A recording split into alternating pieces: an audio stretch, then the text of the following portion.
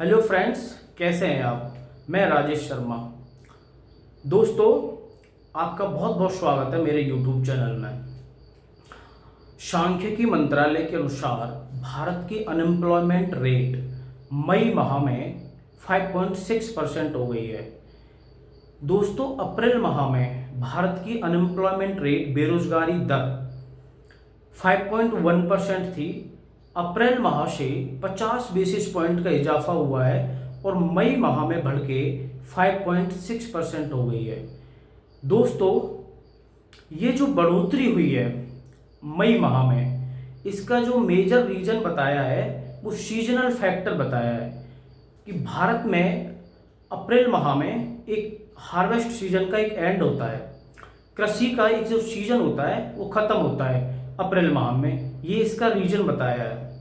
अब इसको ब्रॉडली समझते हैं कि जो ओवरऑल अनएम्प्लॉयमेंट रेट है, बेरोजगारी दर है भारत की, मई माह में वो 5.6% है और अप्रैल में कितनी थी? 5.1%। 50 बेसिस पॉइंट से बढ़ोतरी हुई।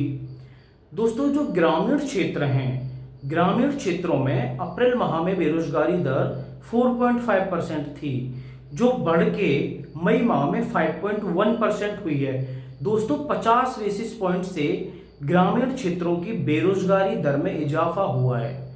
और फ्रेंड्स, जो शहरी क्षेत्र हैं उनकी जो बेरोजगारी दर थी वो अप्रैल माह में 6.5% थी और मई माह में बढ़ के 6.9% हो गई। तो फ्रेंड्स, जो शहरी क्षेत्र हैं उनमें जो बेरोजगारी दर की बढ़ोतरी हुई है वो 40 बेसिस पॉइंट से हुई है। तो अब इसको थोड़ा समझिए कि जो बेरोजगारी दर है वो शहरी क्षेत्रों में ज़्यादा है ग्रामीण क्षेत्रों की तुलना में। लेकिन जो अभी बढ़ोतरी हुई है बेरोजगारी दर में वो ग्रामीण क्षेत्रों में ज़्यादा हुई है। 50 बेसिस पॉइंट से ग्रामीण क्षेत्रों में बढ़ोतरी हुई है और शहरी क्षेत्रों में 40 बेसिस पॉइंट से बढ़ोतरी हुई है। सो फ्रेंड्स, ओवरऑल आपको यही समझना है कि जो बेरोजगारी दर है, अनएम्प्लॉयमेंट रेट है, वो शहरी क्षेत्रों में तो ज़्यादा है, ग्रामीण क्षेत्रों में कम है। लेकिन जो बढ़ोतरी हुई है, इंक्रीजमेंट हुआ है, वो बेरोजगारी दर में ग्रामीण क्षेत्रों में ज़्यादा हुआ है, 50 बेसिस पॉइंट से हुआ है और शहरी क्षेत्रों में 40 बेसिस पॉइंट से हुआ है। सो ग्रामीण क्षेत्रों में बेरोजगारी दर का बढ़ने का जो मेन रीजन है वो फ्रेंड्स, जो ग्रामीण क्षेत्रों के जो लोग हैं, बहुतायत में जो लोग हैं, वो रोजगार के लिए कृषि पर डिपेंड रहते हैं, एग्रीकल्चर सेक्टर पे।